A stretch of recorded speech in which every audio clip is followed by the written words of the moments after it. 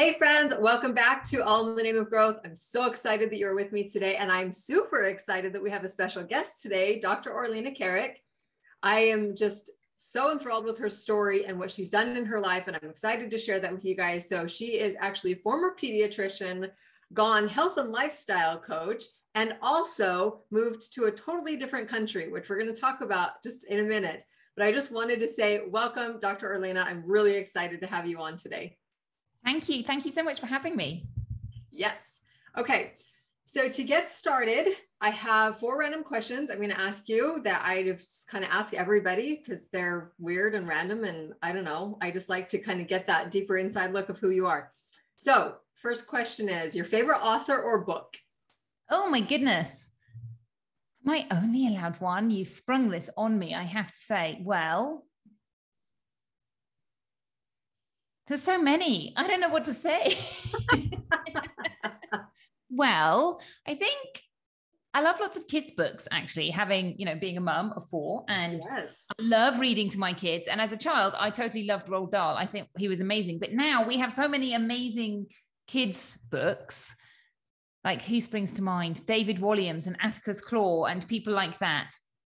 I do love a good novel myself. I'm kind of a Margaret Atwood lady if I'm thinking about, who I want to read. I do, of course, love Jane Austen as well. And then I also love a good self-help book and a nutrition book. There you go. Wow. I've given you like 10 answers instead of one. You totally just described my own bookshelves. So we're good. Okay, next question. Chocolate or vanilla? Both. Yeah, both. Okay, next question. Favorite destination? Oh, another really, really, really tricky. I told you they're all over the place. Yeah, another really tricky one. I love to travel. In fact, I've hardly done any traveling since I've had my children. I have 4 children. I always say I will take my kids traveling. Well, we've had COVID recently, but when they can carry their own suitcases. Yes. So before I had kids, I did love to travel, and I love to dive and travel, which is I'm not someone, well, I wasn't when I was younger, somebody who could sit on a beach and do nothing. Now I can totally do that. But I think I really love where I live, actually. And we have everything here. I would say what it's called, but I don't want everyone else to know. So no, I'm joking. I live on the Costa Brava, and it is beautiful, beautiful here. We have the Mediterranean Sea, which is amazing. We have mountains, we have green, we have cold winters and hot summers. So I'm just going to go with my home. And I've obviously got my beautiful house as well. Yeah, well, there's a reason you live there, right? I mean, that's kind of the point. So yeah, exactly. Okay, last question. What do you do to relax? Oh, so many things, but swimming is my main number one. And I think it's not so much relax as like light me up and restore my energy levels. And I do have something for water. I know that water really soothes me, yes. But it is also the movement. And for me, when I'm in the sea, I was saying earlier that I saw 2 octopuses today. Oh, they were so beautiful. But, when I'm in the sea, seeing the animals and the rocks and the light going through the sea, oh, it's amazing. Yes, so magical. I love that you said swimming. And I think too, you had made a comment about, well, maybe not relaxing, but I really think that it is. I think that most of the time people actually find relaxation through movement. That, a lot of times people assume, and I've said this before for those who are listening again, that a lot of people assume that relaxing has to look like yoga and meditation, but that isn't always the case. And in what I'm finding in every guest that I've had so far, that hasn't been the case at all. It's been like roller skating or walking or like you swimming. It's doing something that is active, that clears out our heads and allows us that quiet time, but still gives us that like body movement. So yes, absolutely. I do think I have 2 modes of swimming, and one is relaxing, chilling out, looking at things, and the other is I'm getting really cold now, I need to get home and yeah, that's the less relaxing bit. Yeah, I understand that. Okay, so fun questions over. Now we're going to get into the meat of what we're talking about today, and that really is about finding the ability to like reinvent yourself. So I was really, I mean, obviously I love and value everything that you stand for and teach right now in your life. But the thing that really caught me was how you went from being a pediatrician to now a health and lifestyle coach.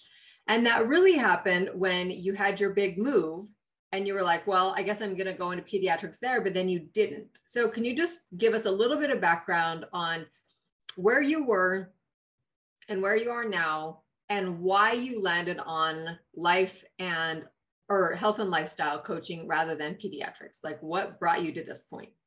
Yeah. Do you want the long story or the short story? So, yeah, I mean, I used to love being a doctor. It's an amazing, amazing job. The reality of being a doctor is it does come with a lot of stress. And I think for me, one of the things that I really didn't like was that you kind of sell your life. Your life is in charge of someone else. You know, you might ask for a weekend off. Do you get it? Well, it kind of depends on the rota. And you know, that kind of lack of freedom, I think, combined with other things. So, you know, I always had this dream, you know, as I say, I loved traveling, and England is very cold. But I always wanted to, you know, I had this dream when I was younger that I would have like lemon trees in my garden. Now, coming from the UK, that's not a normal dream. Most people in the UK have their lemon trees indoors if they have lemon trees. Right. So, you know, there was always that sort of itchy foot kind of thing. I'm not kind of the person, like I don't know how to describe this, but, you know, there is definitely a sort of person who will fit into that hierarchical system. And I think I did fit in, but I don't think I really enjoyed fitting in and making myself do that. So I think I didn't really see these pieces until later on. And I remember many years ago when I was pregnant with my second son, and this was when we had another pandemic, it was the swine flu pandemic. And we were not supposed to be, pregnant women were not supposed to be seeing kids or anybody who potentially had swine flu because they didn't know what the implications were for the unborn child. And essentially, I ended up having to work a weekend of nights where I saw lots of children who had potentially swine flu. And then after that weekend, I spoke to my most senior doctor, the person who was in charge of the rota, and sort of said, what went on there? And she just totally lost the plot with me. Now, in, you know, kindness to her, I suspect she was stressed and not looking after herself, but she took it out on me. And it was like really the camel, what do they say? The straw that broke the camel's back. Yeah. Yeah. And I remember like talking to my mum. She lived in France at the time. This was October. We'd just turned the heating on in our house, and she was there in a sort of skimpy little top because she'd just been gardening all day. And I had this idea that I was going to move at some stage in the future, you know, that this is what I always wanted to do, but I would make it happen down the line. And it was that realization of, why are you waiting? Why are you waiting to live your dream life?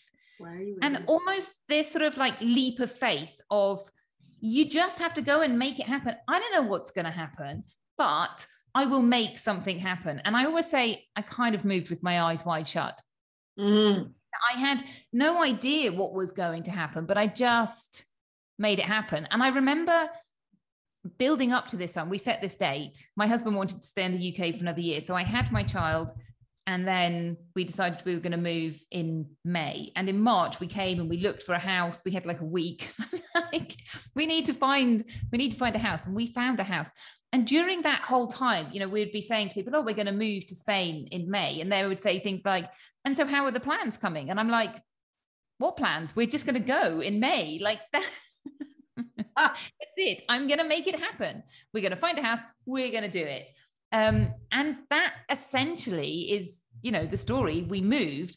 Was it always easy? No, it wasn't always easy. And there were challenges, particularly mindset challenges. And I tell you what, like looking back at that time, the internet was kind of in its infancy still, not in that we didn't have the internet, but, you know, and now I see so many coaches and so many people helping people build online businesses. Well, there was none of that at the time. Right. If I'd had the internet then and gone, oh my goodness, and been able to get some kind of transition coach or lifestyle coach, oh my goodness, I would have signed up. But I, you know, didn't know how to access it out. Yeah, basically I did. I had to figure it out myself. Yeah. That's amazing. I love your story. And I love that you didn't really have a plan in other than you're doing it. And that's really, I mean, that's been like my whole life is I don't know how I'm going to do it, but I know that it's what I want. And so I'm just going to go for it. And I will come across people like I'm the kind of person that like shows up at the airport just in time to board the plane. And there are people that are like, no, I need to be there like 3 hours in advance just to make sure I can like find my terminal and, you know, get in my seat and make sure that everything is like set and, you know, that they've got it all like boxed up nicely. And I'm like, oh my gosh, that would make me crazy. I don't know all of the, I don't know. I guess I've lived enough life that I don't know all of the ways that something could happen. I just know that if I start moving in the right direction, it will happen. Yeah, no. And I'm a total, believer in that. I don't know if you've heard of Mike Tooley, I think he's called. He does tut notes and he always talks about the cursed hows. And, you know, that idea of like, don't, you know, when you're thinking about what you want to do, don't get hung up on the how. Yes. Think about that motivational, like this is what you want to do and make it happen. And, you know, I did the same with my dream house. Like, I think it was 5 or so years ago. And I decided, okay, I want my dream house. And if I don't have my dream house soon, my children will have grown up and left home. So I better make it happen now. Otherwise, I'm looking at my dream retirement house. Right. And I had this vision of what I wanted. And, you know, to be honest, no money. And I went and I looked around all of these houses here in Spain. They'll let you look around very expensive houses. Because I was like, okay, how much money do I need to buy my dream house? And I looked around all of these houses and none of them were my dream house. I'm like, money isn't the issue here. My dream house is not for sale in this neck of the woods. And to cut a very long story short, we built, you know, we bought a house, which was, you know, what we call a doer-upper, and we've just done it up. And yeah, the steps to do it, I didn't know how I was going to do it. I didn't know how we, like, when I look back, we didn't know how we were going to get the deposits to buy the house. And then I had no idea how I was going to buy the house. But each time we've made it happen. Yes, yes, yes. I love that. And that's like really my philosophy in life. The thing that I coach people about is that there's a million ways to get from LA to New York. You don't have to know how you're going to get there. Just start going, right? If that's where you want to go, just start moving in that direction. So one of the things that we had talked about on our last conversation was really about the things that it takes in order to create an effective change in your life. And we talked a lot about habits and just what that really looks like for people and kind of the negative connotation really that habits has with people that they think, oh, creating a habit, you know, like it's drudgery almost. And also that when they create this so-called habit, which I love that you coined the phrase an acorn habit, that has really stuck with me in people thinking that they've created a habit and that they're putting effort into it. And then this thing wasn't working for them only to realize that they hadn't actually created a real habit. So I would love for you to talk a little bit more about habits and kind of that mentality around habits and how to create effective habits that aren't just little acorn habits. Yes, perfect. So fabulous question. So yes, I see this a lot as well. And people go, oh my goodness, I don't want habits because I want to be spontaneous and I want to do all these amazing things. And I'm like, yes, that's exactly why you need habits, because if you don't have habits, you don't get time to be spontaneous. You don't get time to go on your bike ride with your husband. Like I don't go on a bike ride with my husband unless I put it and would say, you know, we're going to do this every Friday morning. That's what we're doing, going on a bike ride. It's a habit. And, you know, all the other habits around supporting me having that time that I can take off from my business or, you know, cleaning my house or whatever else it is I'm doing. So I like to talk about the habit fairy. So imagine those things that you're going through your brain every single day, and they might be business related. They might be kid related. So, you know, I look back on my life and what used to go through my brain was, what am I going to cook for dinner? Not that my kids are going to cook it. Eat it anyhow. And that thought, it wasn't like it went, you know, dunk, dunk, dunk, but it was always sort of lurking in the back, you know, and eating a little bit of energy. And it might be, you know, how am I going to get my business working? Or how am I going to lose weight? Or how am I going to lead that healthy life? And your brain is constantly trying to close that loop and say, yep, how are you going to do that? And you're using a lot of energy thinking about how am I going to do this? And the habit fairy goes, hey, let's take care of that. So now in my life, I have what I call systems, habits, and routines to cook dinner. And essentially my system, habits, and routine goes, I buy lots of vegetables and I make some food from them. But I'm not thinking about it all the time. It's like the habit fairy has taken it away. And I just know, okay, this is what I do. At 1 o'clock, I stop work, I go and make lunch, and I normally make dinner at the same time. And whatever sort of happens is dinner. And I don't have to think about it at other times because I just know that's what's going to happen. And other people have different systems. Your system isn't my system. That's perfectly fine. But that is the power of the habit fairy. And now you can use all of that brain energy to do something that you really like doing, whatever that is that lights you up. So it might be reading, it might be building your business, it might be spending time with your kids, it might be going swimming in the sea or cycling. But without those systems, you don't have time to do that stuff. So that's in answer to, you know, ode to love of habit systems and routines. And I would say, look, I get it. When I was young, I wanted to be spontaneous and would never think that I would sort of base my business on teaching people to have habits, systems, and routines. Like that wasn't me. But now I see the power of them. I'm like, yeah, we have busy lives and you can't get out of that. We're all busy. Whatever your circumstances are, if you don't have those habits, you've got other habits, and those other habits are the things that you're doing without thinking, and they aren't serving either your long-term health goals or your long-term feeling amazing and doing everything you want to goals. So to talk about acorn habits, you know, like the question is, when is a habit a habit? And the reality is a habit when you aren't thinking about it. It's something that you do without thinking about it. So it's not like you're even in that zone of, oh my goodness, I don't like my habits, because whatever your habit is, you're just doing it without thinking about it. Right. And what happens to most people is, you know, January the 1st, hey, I'm going to give up chocolate. My new habit is going to be walking around the block. Now it's always February the 7th because that's my birthday. But February the 7th is when people kind of go, oh, life, too busy, can't do this anymore. And then, yeah, exactly, I failed. And then they think I'm a failure. It didn't work for me. I spent so much time building up this habit. And it's like, whoa, whoa, whoa, whoa, whoa. You didn't make it a habit. It was an acorn habit, but you were still thinking about it. So it wasn't a proper habit. It's not a proper habit until it's what I call an oak tree habit, which you don't see that you've grown it. So when does that habit become a habit? When you take your eyes off it. So you start off thinking, oh, I'm building this habit. I'm building this habit. I'm building this habit. And then you totally forget. And then 3 years later on, you look back and go, oh yeah, I did build that habit, but I just totally forgotten. I'm doing it without thinking now. Right.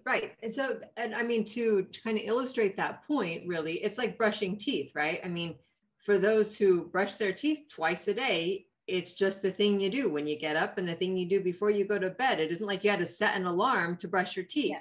Now, in creating a new habit, you know, like let's take exercising or walking around the block, for example. In the beginning, it can look like setting an alarm, and it can look like reminding yourself every day, this is something I want to implement. And so I do it over and over and over. You know, it's a habit when you stop setting your alarm and you continue doing the action. Yes, that's exactly. Really what it is. Exactly. So how do you form a habit? Repeat. There are about a zillion tricks to help you remember how to do it. And one of the things I would say, one of the most important thing is that you want to do it. So, you know, thinking about exercise that lights you up. You're not going to make a habit out of something that you hate doing, because you're just going to go, I don't like doing this. So it has to be something that you enjoy doing. But yeah, there are, you know, set alarms, put sticky notes on. It doesn't matter how you make yourself remember to do it or make yourself do it. Right. You just need to keep repeating it, essentially. Yes. That's actually something that I talk about in my courses about habits and about doing things that move you in the right direction. I mean, it can be a desire, and there's a whole other thing, you know, about emotions and setting goals and stuff. But if you don't have a desire to do it in the first place, and you're doing it just because somebody else on Instagram is doing it, like that's a crap method for getting started. That's not going to set you off on the right foot. And then if you're like, okay, well, yeah, I want to be more fit. I want to have, you know, more energy or whatever it is for you and yourself. But if you look at, again, take Instagram, for example, and you're like, oh my gosh, well, that lady does X, Y, and Z in order to get fit. I guess that's what I have to do. Also a crap method in order to achieve your goal. So the thing is like, you have to, and this is something you actually had said earlier about, you know, the way that you prepare your lunches and dinner is like all in one go. And that way dinner's made when lunch is made. And that's, you know, and you said your habits are maybe different and your schedule may be different than my way of doing it, which I think is the point that people miss out on so often in life, is that we're supposed to do things our way. Yeah. The thing that makes sense for us in our lifestyle, in our family dynamics, in our culture, in our brains, right? To be able to honor ourselves in that place and to say, okay, well, you know what? I do want to get fit and I do want to get active. And so my objective today is to do something that moves my body, rather than saying it has to look this particular way.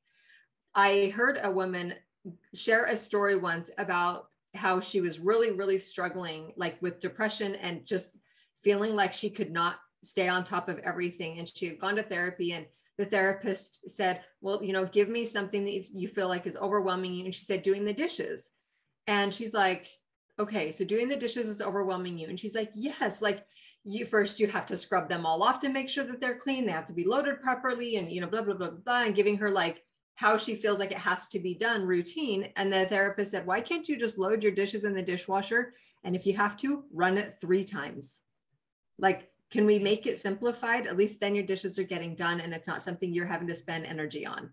And I love that you said, you know, you were talking about that and how those like little niggles in the back of your head are just like expending energy all the time, thinking about how it has to be done or when it's going to be done and how you're failing at not doing it. You know, like it can just create this monstrous thing in your head that doesn't need to be that way if you just give yourself permission to do things your way instead of the Instagram way, and also to be able to make that feel the way that you want it to feel, you know, that it feels good inside of yourself and it's something you really are driven to accomplish.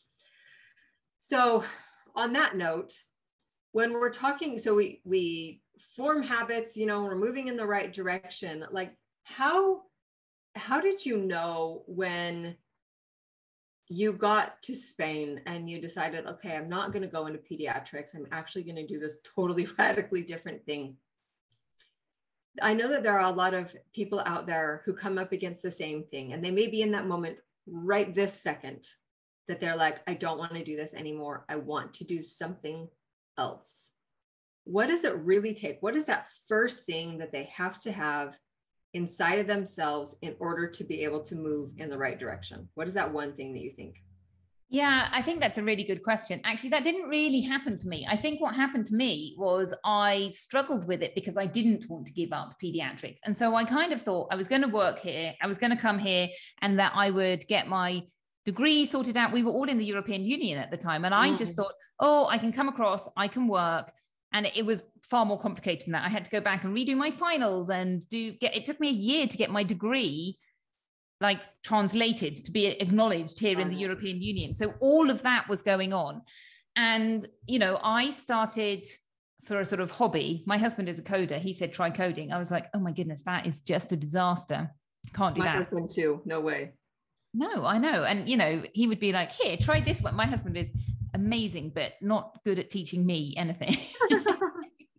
So, you know, that wasn't going to happen. And then, you know, I started a blog. What I did was I wrote a book about looking after kids under the age of 1. And I had no idea about blogging. He wanted to build an app, and I was like, hey, let's do this as an app. And eventually they just said, look, turn it into a website. So I started all this stuff, which I had no idea about. And, you know, back in the day, there wasn't great resources of like, hey, just do this course and it will teach you what a blog is. Like, I had no idea what a blog was. I had no idea I just randomly put stuff there and hoped that something would happen. And I think for me that I kind of talk about losing my identity in that moment, in that sort of melting pot. Like on the outside, you know, people would come visit me. We were leaving this holiday life in the sun. I have beautiful children, you know, I don't want for anything, but inside there was just this what are you doing with your life? Like, you know, and this thought of, you didn't go to medical school and work all that hard to do nothing. You want to do something. But what I think I didn't do was give myself permission just to say, you don't have to do anything for a few years. You can take some time off. So I think I didn't do that. And if I were to do it again, I would say, it's okay. You don't have to do something which is moving the needle forwards all the time. It doesn't have to be about work. But, you know, that was another really ingrained habit in my life at the time, this being really, really busy, being stressed, and learning to relax, take some time for myself and go, you don't have to be that person anymore. You can be a different person. So for me, I eventually did go back to work, and I did work here in Spain for a short period of time, but it was in the UK, a pediatrician works in a hospital, and here they work in primary care. And so it was a very different kind of doctoring than I was used to. And I kind of felt, these aren't the skills that I have. I have a different set of skills. And I think going back and doing that, and it was sort of like, as my business was growing, my business started growing really, really, really slowly. And it's only been in the last few years that it's, you know, more than what they call it, a jobby, you know, something that I've earned more than a cup of coffee from. But at that time, I think it gave me the clarity to see, yeah, I don't want to go back into medicine. What I want to do is build up this. And this is, you know, I'm going to put all of my effort into this. And I had no idea still at that time what that looked like. I was still writing about kids and, you know, with my pediatric background, picky eating for kids, and thinking, and part of me was just like, how am I ever going to turn this? Like, there was no belief in myself in terms of, you can turn this into a viable business. It was just, okay, just keep going and see what happens. Interesting. So you feel like for you that where did the belief come in then? Because for me, I feel like in all of my business experience that I've had over the last 2 decades, you can't achieve anything without somehow believing that you're going to get there, right? Like, we talk about getting from LA to New York, but you have to believe you're going to get there. Even if you don't know how, you need to know you can. And so where did that come into play? So I think, to begin with, I don't think I really did have that belief. I just kind of had a belief of, you can do something different, but it wasn't a clear belief. It was just keep going,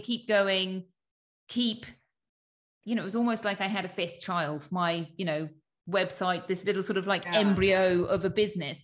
And I think in the last few years, I've really realized how I can add value to other people's lives. And, you know, this idea of, here is my goal here, and I've got more clarity on how I want my business to be. So I have a group program, which works very well for me because it means I can look after my clients, but I don't have, you know, calls all over the place. Well, I do, but not all over the place. But that, you know, getting that clarity really came later. So I guess it's really far off. I have no idea what it's looking like. I'm just going to keep working and have some kind of vague sense of, yes, there is something that I can give this planet. And then it getting clearer and clearer as you get more into. And, you know, I have had coaches who've helped me, obviously. And it's not, and I think and to be honest, that's another really big piece that I think is really important, whatever your goal is, whether it's a health goal, whether it's a life transformation goal, whether it's a business goal, is get help. Like, people see it as a sort of weakness and, oh, you know, I should be able to do this by myself. Well, yes, you could do it by yourself, but that's a much longer route. And what's wrong with getting a coach? Yes, they cost money, but they are an investment. Whether it's health or business, you know, you get your money back somehow. And I personally think coaches have been amazing and in helping me move forwards. Well, and this is kind of a side tangent, but the thing that's really interesting about the mentality of coaching is a lot of people, I think people who don't invest in coaches don't see the value in investing in themselves yet. And that's like where the real problem comes in. And when you as a human realize that you are the only person that's going to move your needle forward, you are the only person that's going to make a difference, you're the only person that can affect change in your life, you're the only one that can create your life to be the way that you want it to be, and you realize at some point, okay, I recognize the role I play in my own life. When you see that, it becomes really abundantly clear why somebody else's perspective would help you move that needle faster in a more positive direction rather than trying to do it yourself. So I think that that's a really great plug for coaching and like mentoring and getting outside of your own brain, because what you got to this point isn't going to get you to the next point. You need something different. You need a different kind of input to get you to the next level. Yeah. And I would think also coming back to habits and systems, that whatever your habits and systems are, you're still battling this habit brain and this, what I call the thinking brain. And so it's almost like your thinking brain makes a decision. Hey, I want to get to point B, whether that is health or, you know, amazing life or whatever it is. Yeah.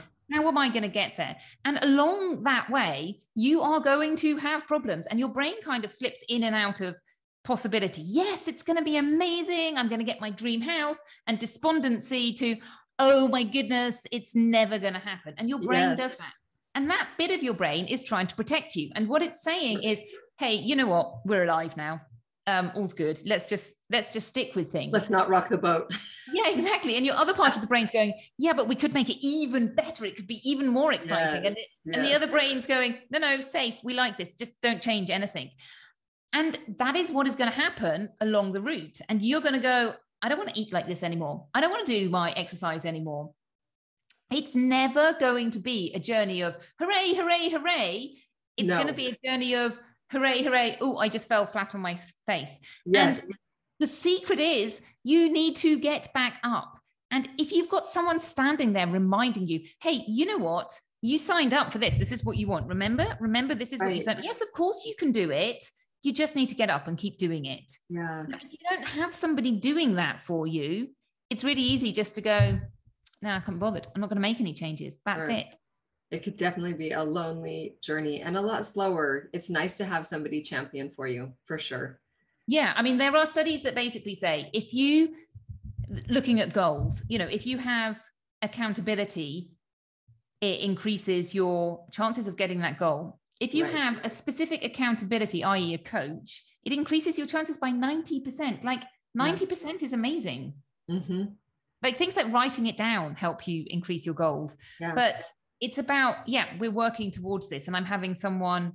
And the other thing about coaches, I think, is people always say, oh, I should be able to do this by myself. And I always think, you know what, we send our kids to school because we expect our kids to learn maths and English and whatever else, but we don't expect them to learn it by themselves. We don't just give them a book and say, right, that's it, you know, go and learn maths. What, you haven't figured it out yet? Well, and not only that, I mean, and I think that people, they don't understand that, we go to school to learn, you know, math and science and reading and writing and spelling and all of those things, but they don't teach. I don't know how it is in England, but in the United States, they don't teach you how to overcome obstacles and how to get past mental blocks and how to find your own potential and to find the thing that you're good at and that you can provide to the world.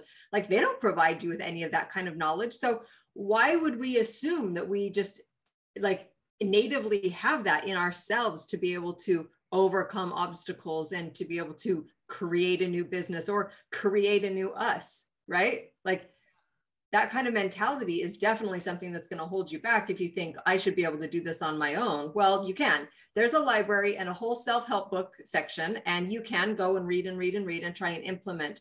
But when we're talking about habits and successes and, you know, all of that kind of stuff, it's going to take you much longer to get there with that way, you know, with that pathway than it could if you were implementing somebody else who could help you get there faster. So yes, definitely. Okay, so my last question that I have for you is, you know, in every aspect of your life, whether it's, you know, medical school or it's changing professions or it's having children, writing books, whatever it is, there have been obstacles that have come up in your own life. And I love that you said this isn't always going to be easy. It oftentimes isn't. The most beneficial things in life are oftentimes the hardest things to achieve because there's worth to it. You know, it's easy for us to like sit on the couch and do nothing. It's hard to get up and go walking, but it's the most beneficial things that are sometimes the hardest. So what I want to ask is, how do you get past the excuses?